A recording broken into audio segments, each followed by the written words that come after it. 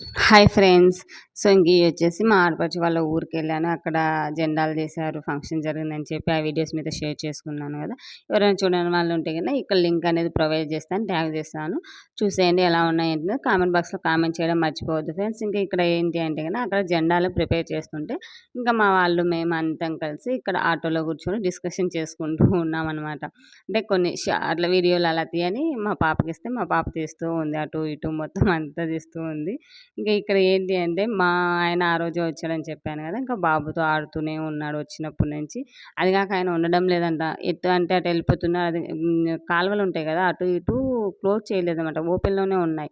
Plus ఎక్కడన్నా పడతాడో ఏమో అనే ఉద్దేశంతో ఆయన ఎమ్మటే తిరుగుతూ ఉన్నాడు మా వారు ఇంకా. ఇంక మేమిక్కడ మా ఆడపడుచులు, మా తోడికోడళ్ళు ఎంత ఉంటారు గదా!